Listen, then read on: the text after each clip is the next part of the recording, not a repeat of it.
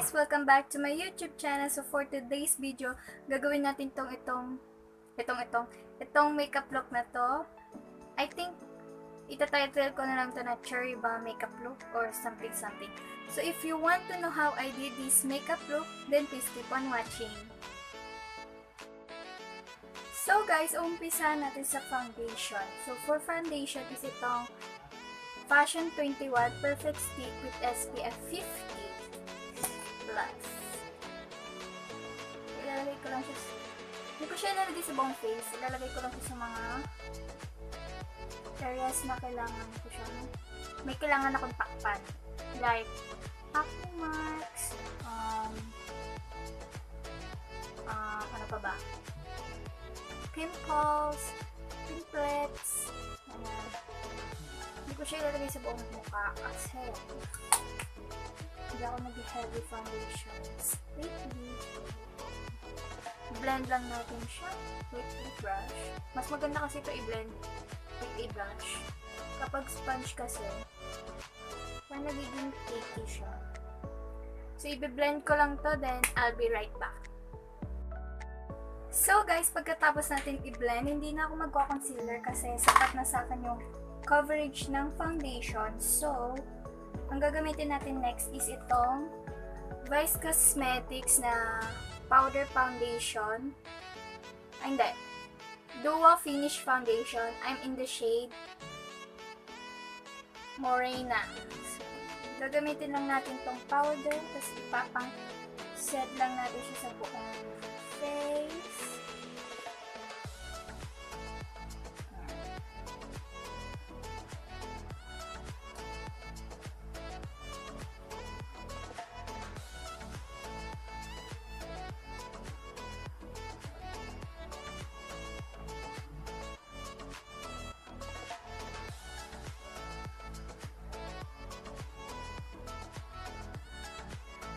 May SPF 25 din to, so maganda yon para may pang-protect tayo sa sun.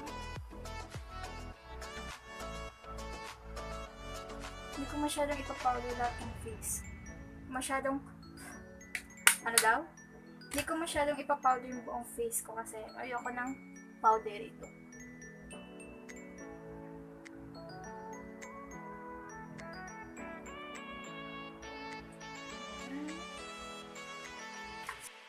So, for my contour is itong EB Advance.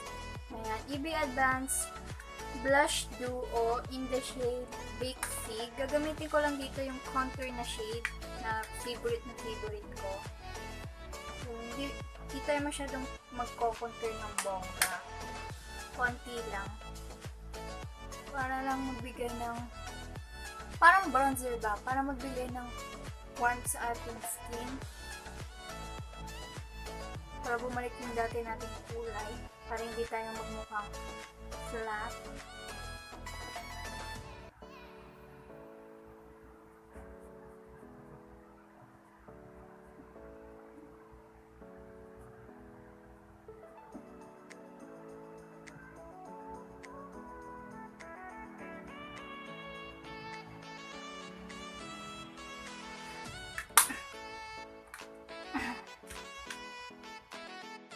So, next for my blush is itong Nichido True Colors Collection Powder Blush in the shade Tomato.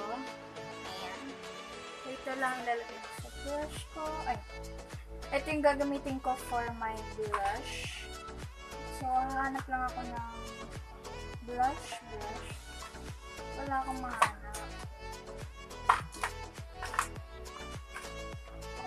So, ito na lang. So, apply natin ito sa cheeks, syempre. Gagawin ko siyang blank brush para maganda. Kasi yung uso na yun. Lalo na ngayong summer.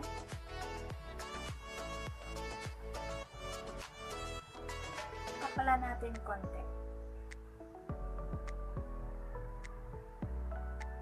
Hindi nakikita. Ay! Wait! Nahulog. So, hindi nyo siya masyadong nakikita. Kasi ang puti ko dyan sa kanila.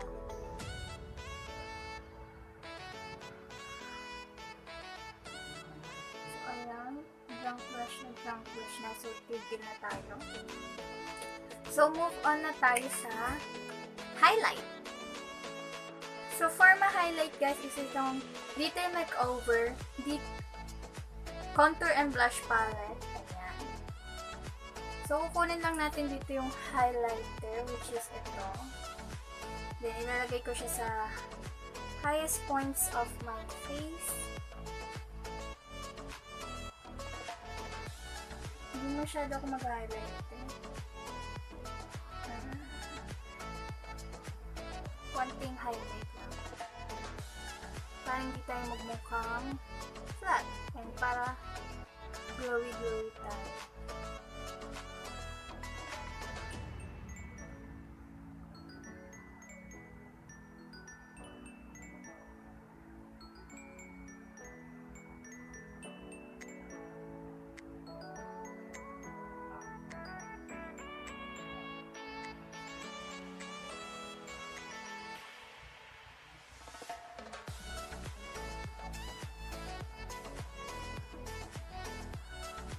So, hindi tayo masyadong nag-highlight.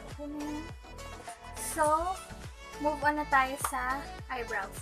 So, for my brows, wala akong masyadong gagawin. Susuklayin ko lang siya kasi hindi ako wala akong ginagawa talaga sa brows ko, guys. Sinusuklay ko lang siya, hindi ako eyebrow pencil, eyebrow powder, pomade, or kung ano-ano. Sinusuklay ko lang talaga siya. Kasi, kontento na ako sa brows ko. So, yan. So, bago tayo mag-eyeshadow is kailangan natin i-prime yung lids natin. So, gagamitin ko tong foundation ko ng Rimmel London. Ayan. Ilagay lang natin siya sa eyes. Kailangan natin mag-prime para maging pop yung eyeshadow natin.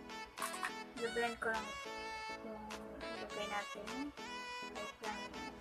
Pwede, kung wala kang eye primer, guys, pwede nyo naman gamitin foundation nyo or kaya concealer, tapos iset nyo lang siya ng powder. Yun yung instant nyo eye primer. Hindi nyo naman kailangan na bumili ng eye primer. Parang ako, nagamit ko yung foundation ko para sa eye primer. So, for my eyeshadow, kukulan tayo ng brush. Gagamitin natin tong Beauty Glaze Color Studio. Ayan. Kukunin natin tong red shade sa taas. Ayan. Then, ipapak lang natin siya. Ipapak lang natin siya sa lids.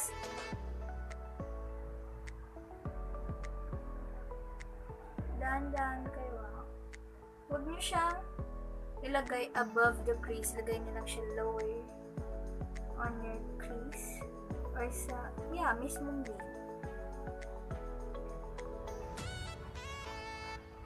Sorry guys, hindi ako magaling mag-explain ng mga parang pak, ganyan. Basta, gumagawa lang ako kayo ko.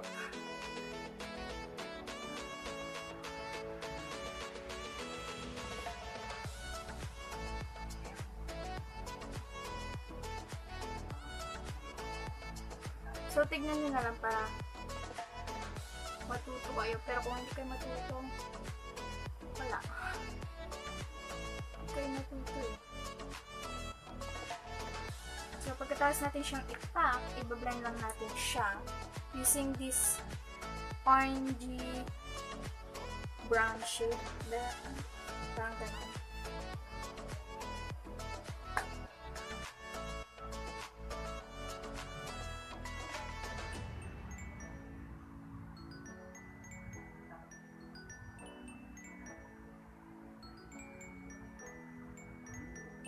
So, i-blend ko lang to, then I'll be back. So, pagkatapos ko siyang i-blend, lagyan natin siya ng inner corner. Lagay tayo ng inner corner highlight. So, for my inner corner highlight is itong shade na to.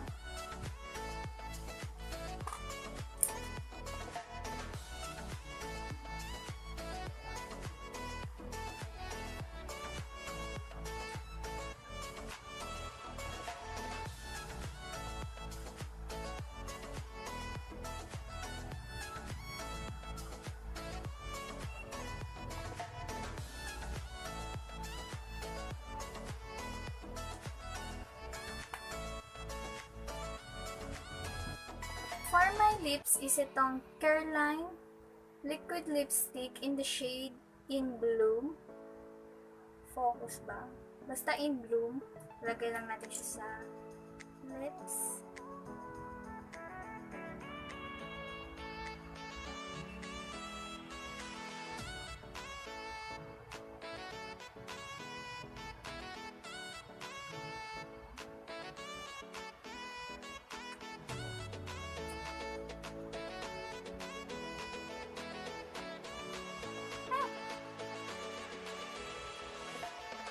So, ayusin ko lang itong nagpas-pas, then I'll be back. And this is the final look. So, araw muna ko, then mag-outro na tayo. And on we'll go.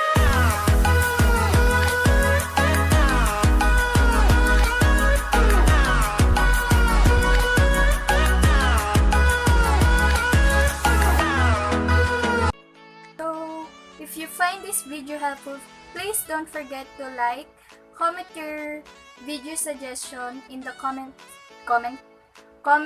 box below, and please don't forget to subscribe to my channel, then hit the notification bell beside it so you will be notified whenever I uploaded a video. So, bye!